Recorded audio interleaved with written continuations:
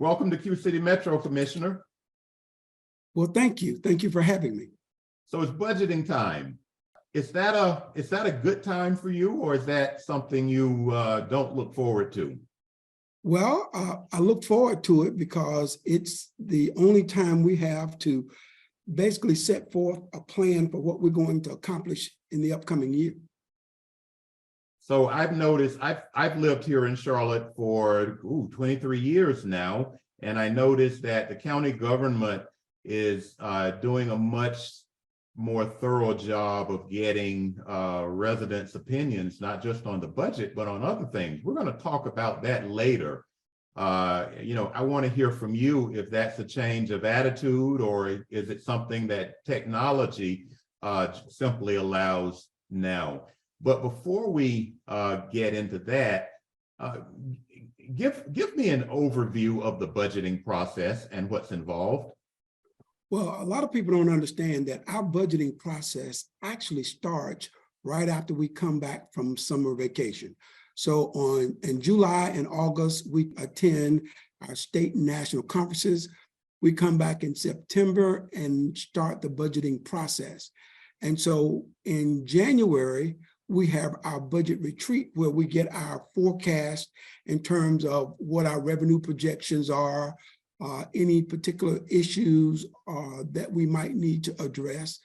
And from that point, we start having regular meetings, each meeting designed to present a particular area of government to us so that we can focus in on that particular area of government. In addition to that, that's when we also start our public process where we have public hearings. We put out the budget survey. We have community meetings. And then once the budget is presented, we have yet another meeting where the public can come and respond to the budget that we recommend. So budgeting is pretty much a year-round process. It pretty much is.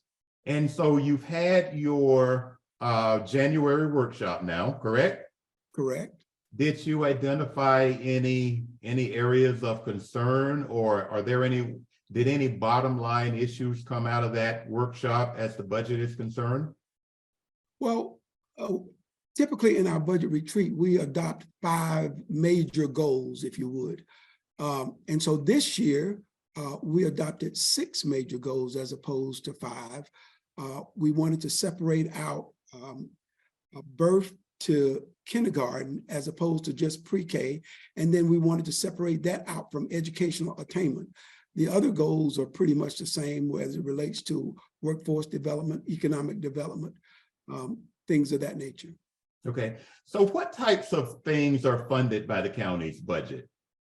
Well, I tend to say that the county funds human services issues, whether it's food,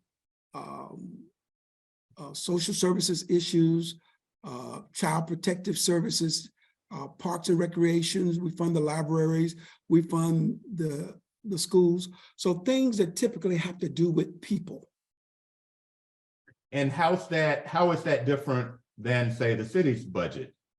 Well, the city's budget, we typically say they fund the hard services. That is your police and fire protection. That's your streets and your roads and your sidewalks, your transportation. So as I said early on, it appears to me, at least, that the county is doing a much better job engaging with the public around a number of issues, the budget being one of them. This is, since we're here to talk about that today, talk a little about that engagement. What does that public engagement look like? Well, first of all, we offer community meetings where staff will come out and sit before the public and talk about the budgeting process. The citizens will have an opportunity to react to about 15 things that we budget, whether they think and even rank them, prioritize them. If there are things that we're not currently funding, they'll have the opportunity to recommend or suggest other things that we might ought to fund. That information is collected along with other sessions that we might do throughout the community. But it's basically an opportunity to get the public to go through a process similarly to that which the commissioners go through. Mhm. How much weight do the commissioners put on what they hear from residents, the public? Well, I would say that they put a lot of weight on what they hear from the public. Now, the thing is, there are times when we know some things that the public doesn't know. And so we have to respond to those things as well. Mhm. But if you look at the primary goals of the county, they pretty much are in line with what the citizens have said. I'm gonna put you on the spot here. Hopefully, you can come up with an answer. Can you think of an example where public input actually helped shape the budget? Well, yeah. So one of the things that we did was we did budgeting by districts, and the district representatives had the opportunity to come up with things that they wanted to spend money on. And they went through an evaluation process, and the county is now in the process of implementing those things that they wanted in their district. Different things for different districts. Some people wanted park benches. Some wanted technology in their parks. It was interesting because some wanted sidewalks, and we had to tell them, well, we don't do sidewalks. But the fact is, they had an opportunity to really look at their districts and see things that they thought might enhance the community that they live in. One of the things that you're doing, in addition to listening in person, is there is an online survey that residents can take. Talk about that just a bit. Well, so the residents can actually go online and participate in the budgeting process by answering a series of questions, responding to a budgeting survey, a simulation, if you would, to be a participant in the budgeting process. Mm-hmm. What kinds of information are you asking in that survey? Have you actually seen it? I have seen the outcome. I can't think offhand specifically the kinds of questions, other than these are some of the things that the county funds. If you were funding these things, how would you rank or prioritize those items? And then give them an opportunity, for example, to say, okay, you have $100. How would you spend your $100? So they would understand how they could divide those dollars into the things that the county has to fund, chooses to fund, and things that the commissioners see as a priority. Are you getting the level of feedback from the public that you would like to see in these surveys? Well, we're getting a good bit of response from the community, but as with anything, some communities respond more readily than others. But then again, there are some districts that will have more than one session, depending on the community's response, because the community can also invite the county to come and hear their concerns. You talked earlier about the board's budget priorities. I think you mentioned a couple. What are some of the other priorities of the board? Well, when I talk about the budget priorities, those are the 6 top things. But I think what people probably need to understand about the budget is there are things that the county must fund that we have absolutely no control over. They are mandates that were passed down through the federal government or through the state. That takes up a large bit of the county funding. And then there are those things that we must fund, the human services and things of that nature. And then as a part of that, of course, we have our educational funding, both Central Piedmont, CMS, and a good bit of the money that goes to CMS is pass-through money, and that it then goes to the charter schools. We have an initiative to fund early childhood education from birth to age 5. We're monitoring that to see what the outcomes are with kids once they get to 3rd grade, to see if it made a difference. We're looking at our environment, and it was interesting that a lot of people didn't rank the environment very high, but once you begin to talk to them about how it impacts some of the other things in our community, then the environment became important. For example, we know historically a lot of landfills and contaminated sites, brownfields, were located in the African-American community. Those brownfields have health implications. So therein lies why health is a priority in our budgeting process. So the bottom line is we're looking for things that tend to make our community healthier, make it more prosperous, and make it livable for those who are among the least of these. Okay, I've got a cheat sheet here. So I'm going to call off some areas, and perhaps you can tell me what the county is funding in these areas. That'll be hard. No, I promise it'll be easy. Housing insecurity. Well, as it relates to housing insecurity, the county is funding a lot of affordable housing. I don't know if people know that 3-4 years ago, the county did nothing in the area of affordable housing. And so now we're funding affordable housing units, apartments. We're funding people who have rental subsidies. We provide rental subsidies for people who are above market in their rental place so that they don't get put on the street. We're doing a homes program, which gives an additional reduction in taxes for seniors and older adults. We have the Homestead Exemption Act, which provides a subsidy for people who are retired past the age of 65. We have a veterans program that reduces a considerable amount of the taxes on homes owned by our disabled veterans. So there are a number of things we're doing in that area. Okay, you mentioned education. Any other thoughts on that? Well, you know, as far as the education budget is concerned, I think people don't understand that we have a state school system and not a county school system. Therefore, it is state run. And so the county supplements the school district because we want to enhance what the young people in our community learn. So currently, the county gives an additional $700 million over and above what the state provides for educational service. A good portion of that is for teacher supplements, but other dollars are used to fund their capital projects. So the schools, you know, there's a school bond coming. The county has to fund that.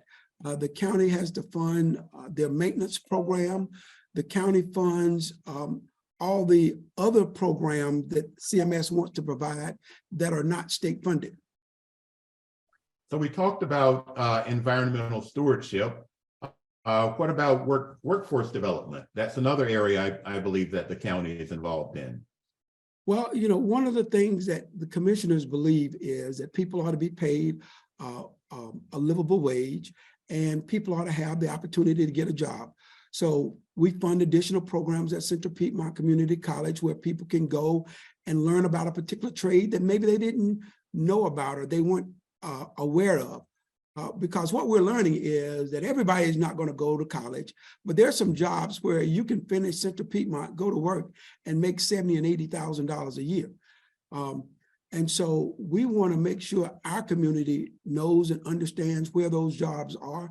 As businesses relocate to Mecklenburg County, we got a workforce development program that trains residents on the type of work that these companies are going to be offering.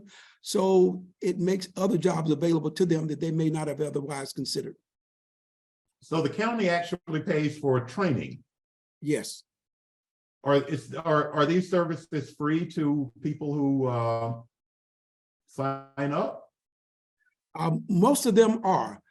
There may be some that you might pay some cost to, but most of the costs where we're looking for jobs to fill vacancies and companies that relocate here are subsidized or they're free. Okay.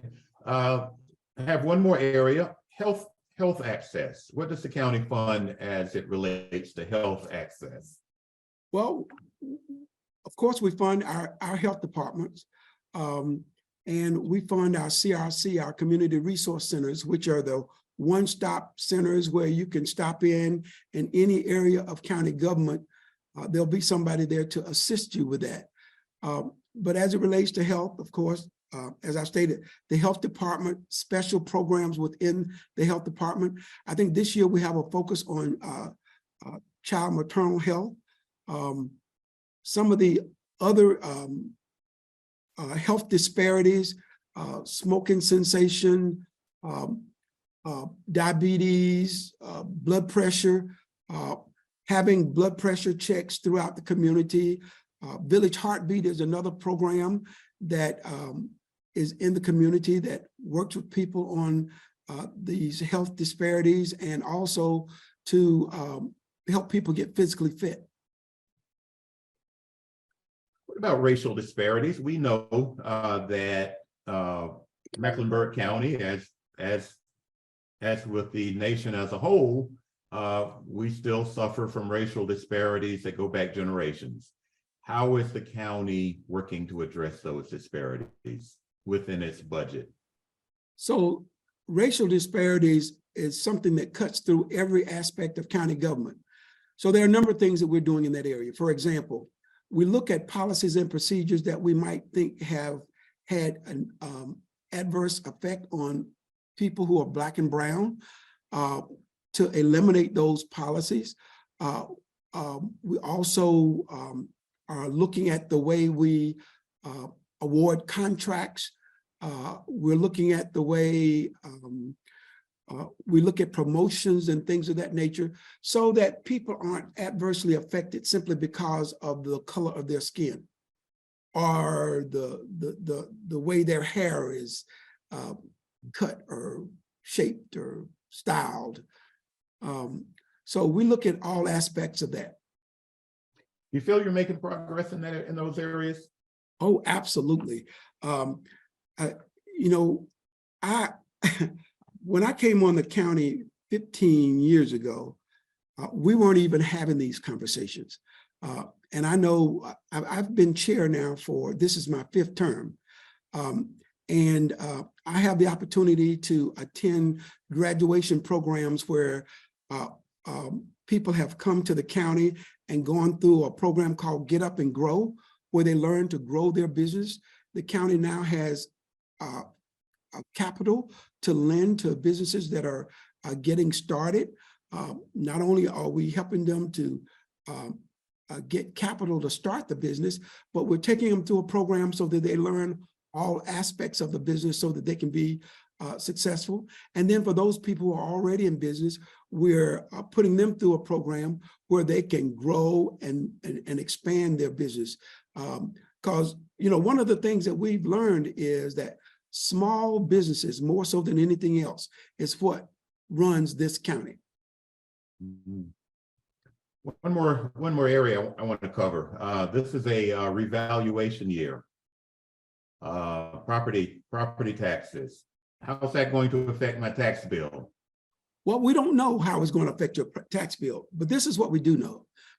We know that the property values in Mecklenburg County have increased over the last 4 years at about a rate of 50% increase. So saying that if you lived in a $100,000 home 4 years ago, your home today would probably be valued at somewhere around $200,000. Now, that doesn't mean that your taxes will be doubled, because we're also required to determine what the revenue neutral rate is the same time we do our revaluation. It gets complicated, but basically what it means is that the county has to first decide at what tax rate we provide to generate the same amount of revenue that we generated last year, which means that if your property value increases, that will automatically mean a reduction. So last year, our tax rate was about 61.9% per $100 in value. The revenue neutral rate this year is estimated to be somewhere in the neighborhood of 41% plus or minus per $100 in value. And then once we establish a revenue neutral rate, then we have to look at those things that we need to fund going forward, such as the bonds for new schools, new community resource centers, areas around environmental justice and the priority things that we've talked about. So once we do all that, there's the possibility that there might be a slight increase, because one of the things we do know is this community is growing tremendously. And so we will generate revenue just by the growth alone. And we'll factor that into the equation to determine if we must do an increase over and above revenue neutral, but certainly not over and above what the current tax rate is today. So going forward, what are the what's the timeline for delivering a budget, a final budget? Well, I think our budget is typically adopted about the first week in June. That's what we shoot for. So we'll have a number of workshops, budget sessions, where we get updated on information that we first learned about in January at our budget retreat. They will reconfigure the forecast to say whether we're going to generate additional revenue dollars, or maybe if there is a shortfall as a result of something that wasn't calculated, if there's increased costs that we can expect next year. We look at our employees and where they are in terms of the pay structure. We look at our library system to determine whether or not additional library are needed or additional library services are needed. We also have to fund the police and fire protection in the unincorporated areas, those areas that are not located within a township or located within the city of Charlotte. So there's any number of things that might require us to increase the tax revenue. So between now and June, let's just to reiterate, what are the ways that taxpayers, residents can make their voices heard in as commissioners develop this budget? Well, we'll still continue to have community surveys, community workshops. And just as a note, you can go to budget.mecnc.gov. That's budget.mecnc.gov to take that survey. Yes, but we're still doing it out in the community as well. So we'll still be going into the community, having public sessions as well. In addition to that, I would say that you should stay abreast of the upcoming budget meetings. There'll be opportunities for the public to speak at those meetings on things that they'd like to see, things they'd like to see us fund. There are great opportunities if you really want to participate in the budgeting process. Any final thoughts? Oh man, you covered a lot.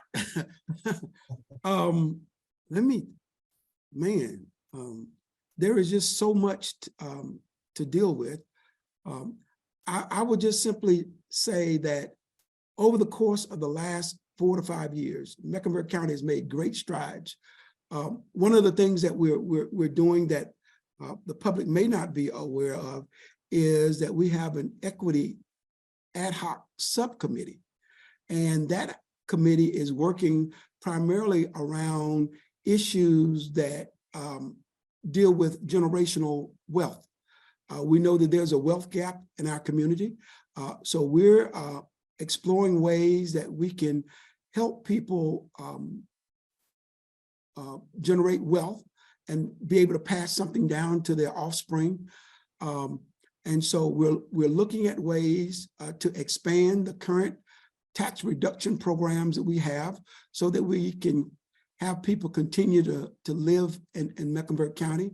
We are also expanding our program to have people live